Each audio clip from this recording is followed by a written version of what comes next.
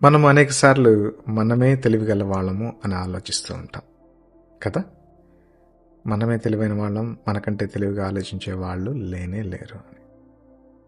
కానీ తెలివి ఎప్పుడు పనికిరాదంట.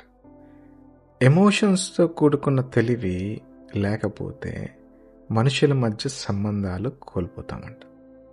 ఈ కొన్ని స్టడీస్ చెప్తున్నాయి. సైకాలజీ చెప్తుంది, intelligence without empathy and emotions is going to hurt అని. ఎప్పుడైతే మనం కనికరము, దయ లేకుండా కేవలం తెలివితోనే మాట్లాడి తెలివితోనే ప్రాబ్లమ్స్లో సాల్వ్ చేద్దామనుకుంటే అది కుదరదు.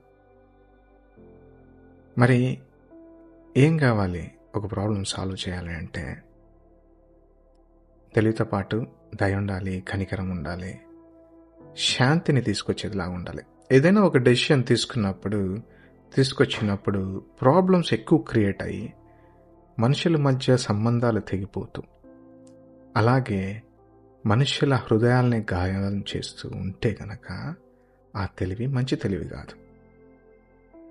లాజిక్స్ మాట్లాడచ్చు, ఏమైనా మాట్లాడచ్చు, కానీ అటువంటి తెలివి మంచిది కాదు అంటున్నాడు.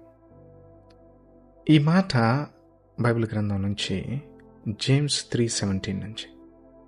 అయితే పైనుంచి వచ్చు జ్ఞానము మొదటగా పవిత్రమైనది, మృదువైనది, సులువుగా లోబడినది, శాంతికరమైనది, మంచి ఫలములతో నిండుకున్నది, పక్షపాతమైనను వేషధారి అయినను కానిది అంటున్నారు.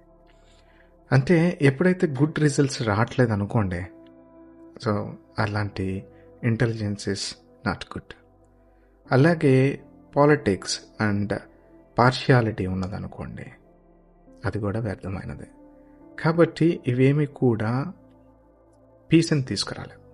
కాబట్టి ఒక మాట గుర్తు చేసుకోండి, మీరు ఏదన్నా డెసిషన్ తీసుకునే ముందు ఇది పీస్ని తీసుకొస్తుందా, ఇది కనికరాన్ని తీసుకొని వస్తుందా, ప్రాబ్లమ్ని శాంతియుతంగా సాల్వ్ చేయగలుగుతుందా, గలిబిలి పెట్టకుండా, ఇబ్బందులు పెట్టకుండా, డిస్టర్బ్ కాకుండా ఉంచగలదా అని ఒకసారి ఆలోచించండి.